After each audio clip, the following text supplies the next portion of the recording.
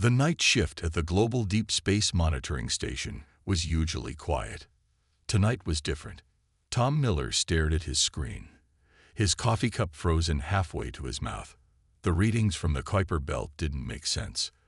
They showed patterns that shouldn't exist in nature. "Hey Bill, take a look at this," Tom called to his supervisor. Bill Walker, a man with 30 years of experience in deep space monitoring, walked over. His eyes widened as he looked at the screen. The patterns showed regular intervals, too perfect to be natural. Something was moving out there, trying to stay hidden. Within hours, observatories around the world began reporting similar findings. The Australian Deep Space Network picked up unusual energy signatures. Japan's space agency detected slight gravitational distortions. Each piece of evidence pointed to the same conclusion: Earth was being watched. At the Pentagon, General Mark Anderson stood before a wall of screens, his face illuminated by the soft blue glow of classified satellite feeds. The military had known about the visitors for weeks, but now they couldn't hide it from the civilian scientists anymore. "Show me the thermal imaging from satellite Delta 7, he ordered. The screen flickered to life, revealing what looked like empty space near Pluto. But when they adjusted the sensors, faint heat signatures appeared. Massive ships, each larger than anything humanity had ever built, sat silently in the darkness. "They're using some kind of cloaking technology," explained Dr. Anna White, the lead scientist for the military's space observation program. "But they can't hide their heat output completely. We estimate at least 12 vessels, possibly more." The general nodded slowly. "And they think we can't see them." This was humanity's advantage. Years of watching science fiction movies had prepared Earth's scientists for almost every possible way aliens might try to hide. They had built detection systems for scenarios that most people would consider absurd. Now that preparation was paying off. In a secure underground facility beneath the Rocky Mountains, computers processed data from thousands of sensors scattered throughout the solar system. Each sensor was designed to detect a different kind of technological signature. Some looked for exotic particles, others for dimensional distortions, and some for patterns in background radiation. The facility's director, Robert Hayes, studied the compiled reports with growing concern. The aliens weren't just watching, they were mapping. Their ships had positioned themselves in a pattern that gave them complete coverage of Earth's orbital paths. "They're learning our defense capabilities," he muttered to himself. But what the aliens didn't know was that humanity had been preparing for this moment for decades. After the first hint of extraterrestrial activity in 2035, world governments had secretly agreed to maintain a facade of technological limitation. Earth's true defensive capabilities were hidden in plain sight. Underground bases housed weapons systems that could target ships beyond Mars. Quantum computers monitored space-time distortions that might indicate incoming wormholes. And most importantly, humanity had developed countermeasures for almost every known form of advanced technology they could imagine. Back at the monitoring station, Tom noticed something new. The alien ships were moving, adjusting their positions ever so slightly. They were preparing for something. "Get me the Secretary of Defense," General Anderson barked into his secure phone. "Tell him it's time for Protocol Omega." Around the world, military commanders received encrypted messages. Hidden facilities powered up systems that hadn't been activated outside of tests. Soldiers who had trained for years for this moment moved to their stations. Everything was happening quietly, carefully, giving no indication to the observers above that their presence had been detected. The world's leaders gathered virtually in a secure conference, their faces grim but determined. They had hoped this day wouldn't come so soon, but they were ready. Humanity had learned from countless stories of alien invasions. They had planned for every scenario, prepared for every possibility. As the alien ships continued their silent observation, they had no idea that below them, Earth was awakening. Like a sleeping giant slowly opening its eyes, humanity's true power was stirring. The watchers would soon discover that they weren't studying an easy target. They were poking a prepared predator. and Earth's first message to them would change everything. The message came at exactly 3:47 a.m. Greenwich Mean Time. Every radio telescope on Earth picked it up simultaneously. It wasn't hidden or encoded. The aliens wanted to be heard. Inside the main communications center at NASA, technicians scrambled to record and analyze the transmission.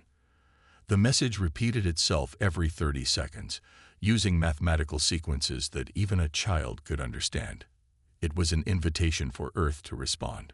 Dr. Lisa Reed, the head of signal analysis, watched as her computers decoded the alien language. "They're speaking to us like we're children," she said, her voice tight with controlled anger. The message was simple. "Your species will be evaluated for galactic integration. Prepare for assessment." The aliens clearly thought they were being kind. They didn't know they had just made their first mistake. General Anderson stood in the White House Situation Room, surrounded by military leaders and scientists.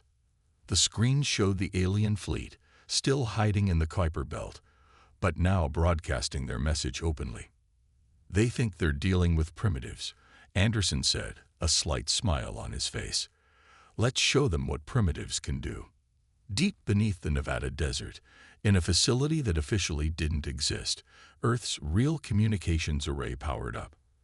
Unlike the public radio telescopes and satellite dishes that everyone knew about, this system used technology that humanity had kept hidden for decades. "Signal ready, sir," reported Technical Director Mike Ross. His fingers hovered over the broadcast controls. "What's our response going to be?" The answer came from the Joint Chiefs of Staff. "Send them everything." The response they had prepared wasn't just a message, it was a demonstration. First came the targeting data, showing that Earth had tracked every one of their ships despite their cloaking technology. Then came the sensor readings of their fleet's power systems, shield configurations, and weapon emplacements. But the real surprise was what came next. Earth's hidden satellites activated, dropping their civilian disguises. Weapons platforms that had masqueraded as communications relays revealed their true nature. Defense systems that had been carefully concealed behind a facade of primitive technology powered up. "Message composed and ready," Dr. Reed announced. She had helped write this part. "Transmitting now." The response went out in perfect alien language. "We acknowledge your message. However, you should be aware of certain facts. We have been tracking your fleet since it entered the Oort cloud. We have mapped every vessel, every weapon, and every weakness in your defensive systems." In the Kuiper Belt, the alien ships suddenly shifted position. Their cloaking systems dropped as they realized concealment was pointless. Earth's message continued. "Humanity has a long history of preparing for threats. Every story, every movie, every piece of fiction about alien contact has been a training manual. We have spent centuries imagining how to defend ourselves against advanced civilizations. When the first real signs of alien life appeared, we were ready." The alien fleet's energy signatures showed they were powering up their communication systems. They hadn't expected this level of response. "Your assessment is unnecessary," Earth's message went on. "We have already assessed you. Your technology is impressive, but not unexpected. Your tactics are predictable. We have prepared countermeasures for every weapon system we detected on your ships." In orbit around Earth, hidden defense satellites locked onto the alien vessels, not to attack, just to prove they could. The targeting data was included in the transmission. "This is not a threat. This is a warning. Humanity desires peaceful contact, but we will not be tested like lab animals. We are not primitive creatures awaiting uplift. We are not helpless children requiring evaluation." The message concluded with a simple statement. "You may remain in our solar system as guests, or leave as friends. But if you choose to stay as invaders, you will leave as examples." For 23 minutes, there was no response. The alien ships remained motionless, their energy signatures fluctuating as they likely debated their next move. Then, finally, a new signal came from the fleet. It was shorter than their first message, but its meaning was clear. "We request direct communication with your leaders." In the White House Situation Room, General Anderson nodded with satisfaction. "Now," he said, "we can talk as equals." The real diplomacy was about to begin, and humanity had just changed all the rules. The world changed overnight. After decades of secrecy, it was time to show humanity's true strength. In every major city, hidden facilities began to emerge. What looked like ordinary office buildings, subway stations, and warehouses transformed into high-tech military bases. In the middle of New York City, an entire skyscraper shifted, its walls sliding apart to reveal a massive defense tower. Tourists watched in amazement as the broken elevator shaft in the Empire State Building opened up, showing an advanced radar system that had been hiding in plain sight. "It's like watching a magic trick," said one amazed onlooker. "They've been here all along." Under the streets of London, Tokyo, and Moscow, underground bunkers activated their systems. Each contained technology that most people thought only existed in science fiction. Quantum shields, gravity weapons, and energy cannons, all developed in secret over decades. At the main Earth Defense Command Center in Colorado, General Anderson watched the global deployment on a massive screen. Green dots appeared all over the map as each facility came online. Years of drills had prepared them for this moment. "Status report," he commanded. "All systems are functioning perfectly, sir," reported Colonel Jack Wilson. "Shield coverage at 85% and rising. Weapon systems at full power. The aliens won't know what hit them if they try anything." But the most impressive reveal was yet to come.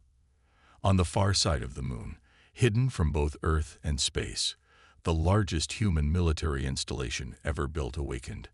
Moon Base Alpha had been constructed in total secrecy, piece by piece, disguised as mining operations and scientific research. Director Mary Thompson stood in the base's control room, watching as massive hangar doors opened for the first time. Inside sat humanity's greatest achievement, a fleet of warships that could match anything the aliens had. "Launch all ships," she ordered. "Let them see what humanity can do." From the moon's surface, hundreds of vessels rose into space. They weren't as large as the alien ships, but they were built with one advantage. Humanity knew exactly what they would be fighting against. Back on Earth, people gathered in streets and parks, watching the sky. Military leaders had decided to make this display public. The world needed to see that they were protected. In orbit, the human fleet took position. Their black hulls, designed to absorb both energy and radar, made them look like shadows against the stars. Each ship carried weapons specifically designed to counter alien technology. "Fleet is in position," reported Fleet Admiral John Cooper from the flagship. "All systems nominal. We're ready." The alien vessels, still holding position in the Kuiper Belt, must have been surprised. Their scans would show them something impossible, a primitive species that had somehow built a space fleet in complete secrecy. In Geneva, the World Council met to discuss the next phase. Representatives from every nation sat around a table that had been planning this moment for years. They had one advantage that the aliens didn't expect: unity. "The world is with us," announced the Council President. "For the first time in human history, we stand truly united. Our differences mean nothing compared to what we face." But not all the preparations were military. In universities and research labs, scientists revealed projects that had been kept secret for generations. Clean energy systems that could power cities without pollution, medical technology that could cure most diseases, transportation systems that would revolutionize travel. "We kept these advances hidden," explained Dr. Emma Davis at a press conference. "We couldn't risk showing our true technological level until we were ready. The aliens forced our hand, but maybe that's not a bad thing." In orbit, Admiral Cooper received new orders from Earth Defense Command. The fleet would perform a series of maneuvers, showing just enough of their capabilities to make their point. "Let's give them a show," he told his crews. "But remember, this is just a demonstration. We're not here to start a fight." As night fell over Earth, citizens looked up at the sky with new eyes. Those tiny points of light weren't just stars anymore. They were where humanity would make its stand. The message was clear. Earth was not defenseless. It never had been. And now, finally, the whole galaxy would know it. The time had come for Earth to send its final message. In the command center beneath the Rocky Mountains, General Anderson stood before the assembled world leaders on the giant video wall. The room hummed with tension and purpose. "The transmission is ready," Dr. Reed announced, her fingers moving across the holographic controls. "All communication systems are aligned.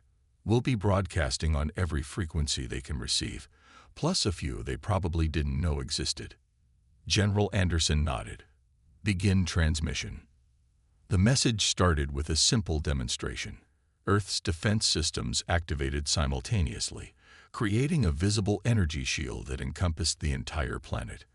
From space, it looked like Earth had suddenly gained a second atmosphere, this one made of pure energy. In the alien fleet, sensors must have been going crazy. The transmission began with images, carefully selected videos from Earth's history, but not the peaceful scenes of culture and art that many would expect. Instead, they showed humanity's victories against overwhelming odds, ancient battles where smaller forces defeated larger ones, modern special forces operations, scientific breakthroughs that changed the world. Then came the real message. To the alien fleet observing Earth, the transmission began in multiple languages, including the mathematical language they had used. "We appreciate your interest in our world. However, we feel it's time to correct some misconceptions." On the main screen, they watched as the alien ships adjusted their positions. Good. They were paying attention. Humanity is not what you think we are. We are not an emerging species awaiting discovery. We are not an experiment to be evaluated. We are not prey. The message continued, accompanied by new images. This time, they showed the alien scout ships that had visited Earth over the past 50 years, ships that had never returned to their fleet. "Your previous attempts to study us in secret have failed. Each scout ship you sent was detected, analyzed, and when necessary, eliminated. We kept these encounters secret to maintain our tactical advantage. That advantage is no longer necessary." In orbit, Earth's fleet performed a series of precise maneuvers, demonstrating capabilities that matched or exceeded those of the alien vessels. The ships moved in perfect formation, their black hulls reflecting the distant sunlight. "We have prepared for this moment for generations. Every piece of fiction about alien contact, every movie about invasion, every story about interstellar war, they were more than entertainment. They were preparation. They were training." The message shifted to show Earth's hidden technological achievements: the quantum shields, the gravity weapons, the advanced AI systems that could predict and counter any attack pattern. "Your presence in our solar system has forced us to reveal our true capabilities ahead of schedule. We want you to understand something very clearly. We are not afraid." Admiral Cooper's voice came over the command center speakers. "Alien fleet is moving, sir. They're spreading out into a defensive formation." "Good," Anderson replied. "Continue the transmission." The message went on, its tone firm but not aggressive. "We are sending this warning not out of fear or anger, but out of respect. We respect your civilization enough to be honest with you. We respect you enough to show you exactly what you would face if you chose conflict."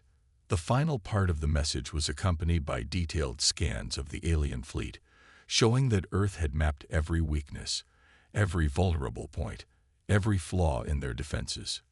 "You came to evaluate us. Now we offer our evaluation of you.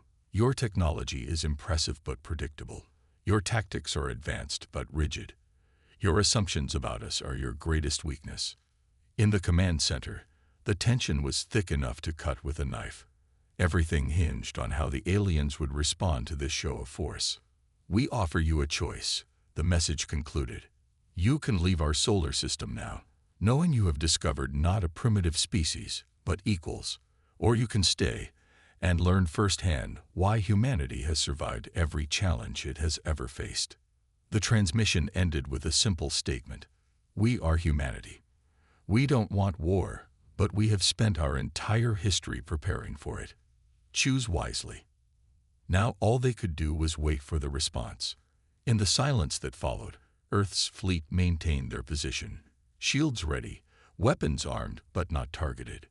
The next move belonged to the aliens. For 3 hours after Earth's warning message, the alien fleet remained silent. In command centers around the world, humans watched and waited. The tension grew with each passing minute. Then, without warning, one of the alien ships broke formation. It was smaller than the others, probably a diplomatic vessel. The ship began moving toward Earth, its engines leaving a bright blue trail against the darkness of space. "Single vessel approaching," Admiral Cooper reported from the flagship. "Speed suggests non-aggressive intent. They're being careful." General Anderson studied the tactical display. "Keep all weapons locked but powered down. Let's not spook them." The alien ship stopped at the halfway point between Earth and Mars, a perfect position for communication without appearing threatening.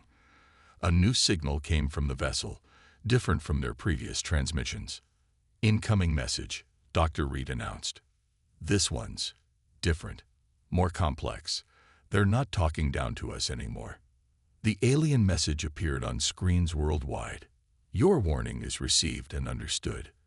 We request permission to approach with a single vessel for direct dialogue. Our assumptions about your species were incorrect. We acknowledge our error." In the White House Situation Room, the President of the United States conferred with other world leaders. After a brief discussion, they agreed. It was time for real contact. "Permission granted," came Earth's reply. "Approach to lunar orbit. Any deviation will be considered hostile." The alien ship moved forward slowly, passing through predetermined checkpoints. Earth's fleet parted to create a clear path, but every ship remained ready.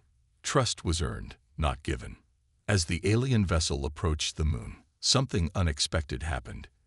It dropped its external shields completely, a traditional sign of peace among spacefaring races. The gesture wasn't lost on Earth's leaders.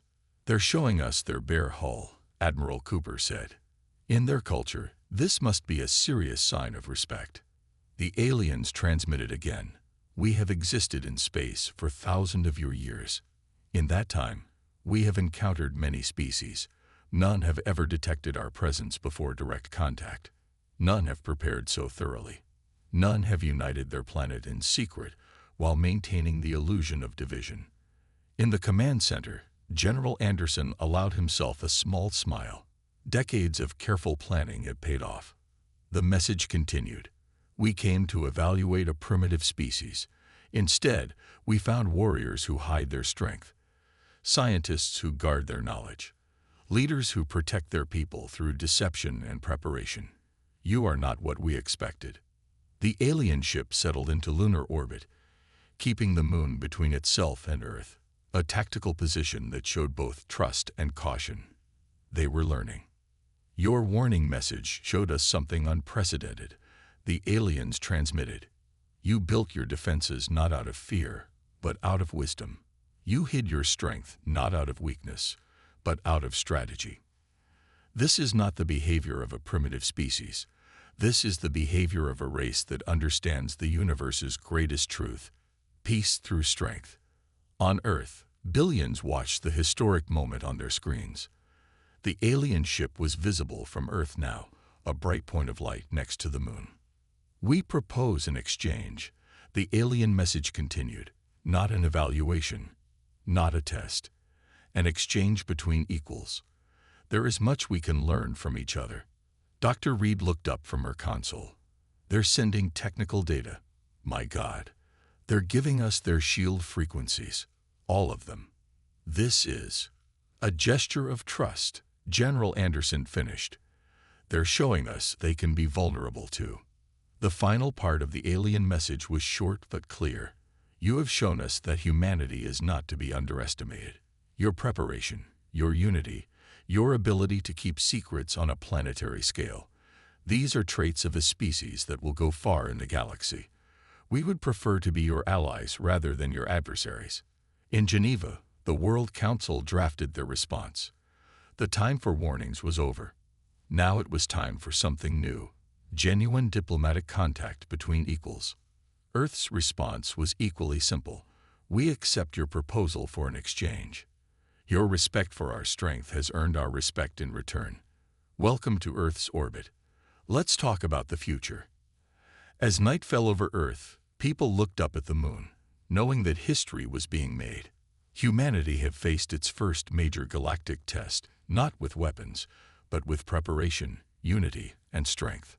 The real conversation was about to begin. The meeting took place in humanity's hidden lunar base. It was a calculated choice, showing the aliens that humans could build and maintain a massive space facility in complete secrecy. 3 alien representatives emerged from their shuttle. They were tall, with silvery skin that seemed to shimmer in the base's lights. Their eyes were deep and ancient, holding wisdom gained from centuries of space travel. Director Thompson led the Earth delegation. Along with her were General Anderson, Dr. Reed, and Admiral Cooper, each chosen not just for their rank, but for their ability to handle universe-changing revelations. "Welcome to Moon Base Alpha," Director Thompson said, as the universal translators converted her words into the alien language. "We have much to discuss." The lead alien, who called himself the Observer, looked around the base with obvious appreciation. "You built all this while maintaining the illusion of primitive technology. Impressive. But now we must tell you why we really came." In the conference room, with Earth hanging like a blue jewel in the window behind them, the truth finally came out. "Your world is not what you think it is," the Observer began. "Earth was not just another planet in the galaxy. It was an experiment, but not ours. Something much older." Dr. Reed leaned forward. "What kind of experiment?" The second alien, the historian, activated a holographic display. It showed Earth as it was millions of years ago. Long before humans evolved, ancient beings used your world as a testing ground. They seeded it with various forms of life, watching to see what would emerge. But something went wrong. The third alien, the Keeper, added, or perhaps exactly right. The test subjects, early humans, developed differently than expected. They showed unusual traits. The hologram change, showing early human history. Most species, when faced with a predator, either become better at running away or better at fighting. Humans did something unprecedented. They became better at thinking. General Anderson watched as images of human innovation flashed by. The first tools, the first weapons, the first shelters. "We adapted." "More than adapted," the Observer corrected. "You evolved in a way no species has before. You turned your physical weaknesses into strengths. You made tools that made better tools. You imagined threats that didn't exist yet, and prepared for them." The revelation hit home. Humanity's seemingly paranoid preparation for alien contact wasn't just good planning. It was part of their fundamental nature. "Your fiction," the historian continued. "Your stories about alien invasions, cosmic threats, galactic wars, they weren't just entertainment. They were your species' way of preparing for every possible threat. You turned imagination into preparation." Admiral Cooper nodded slowly.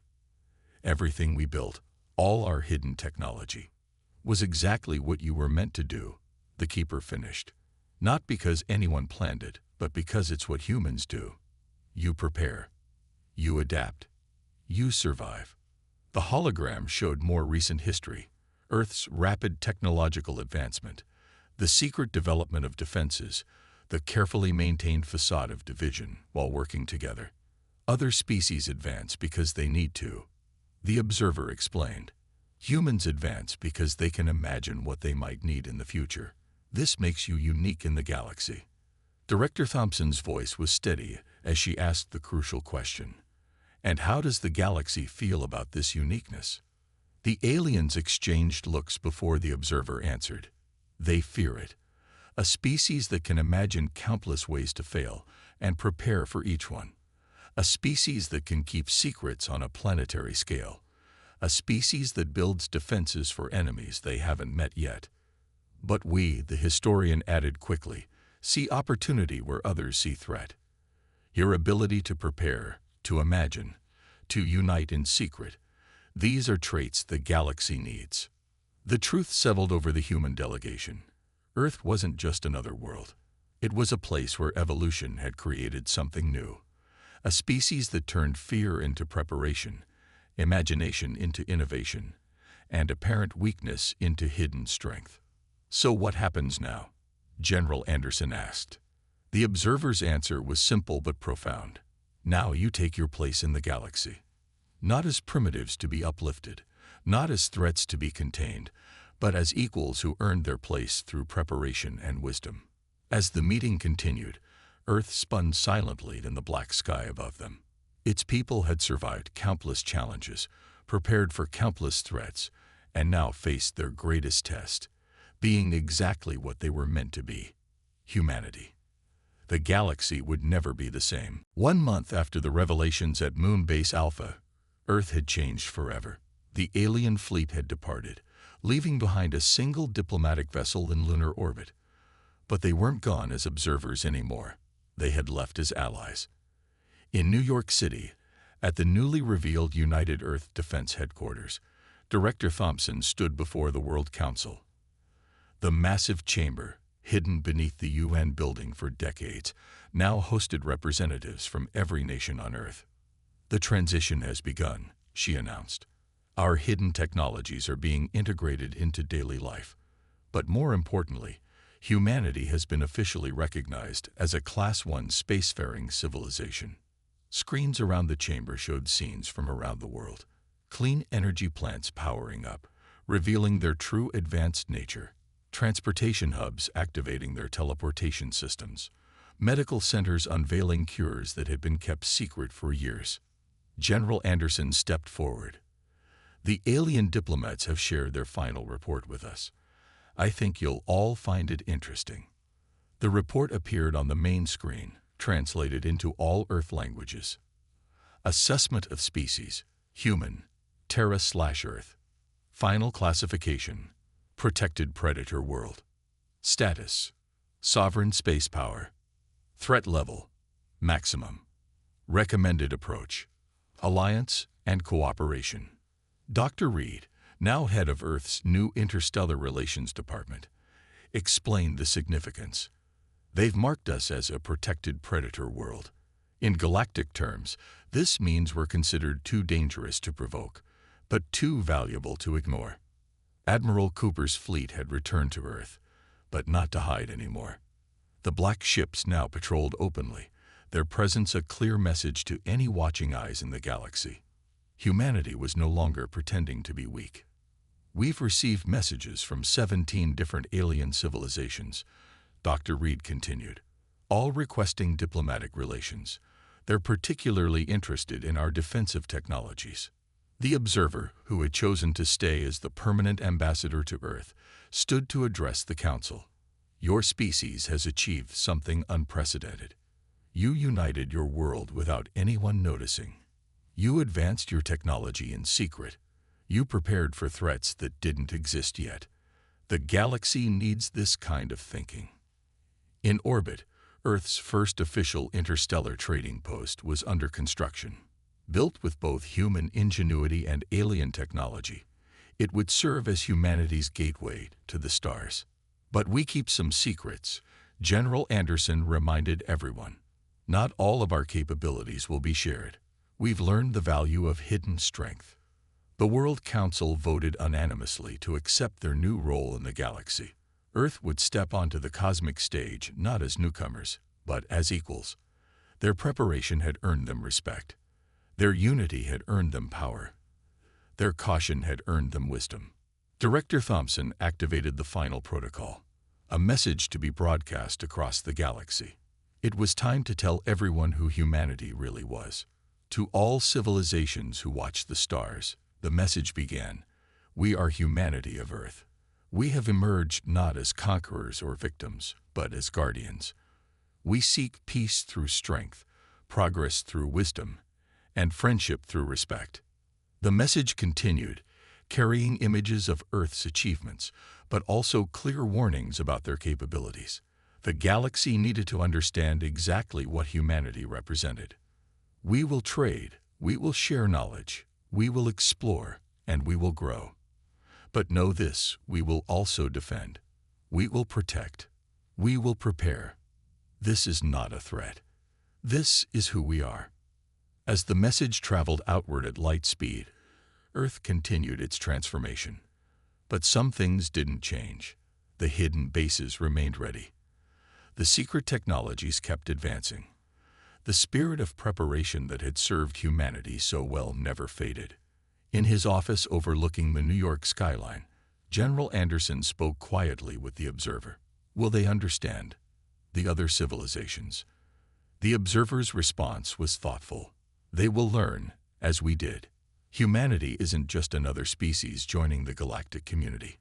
You are the example of what happens when evolution creates warriors who think before they fight, builders who hide their greatest works, and dreamers who prepare for nightmares.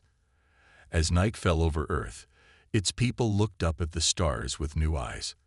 They weren't just distant lights anymore.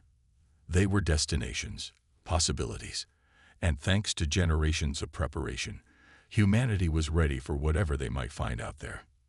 The message was clear. Earth was open for visitors, ready for trade, and prepared for anything. The next chapter of human history had begun.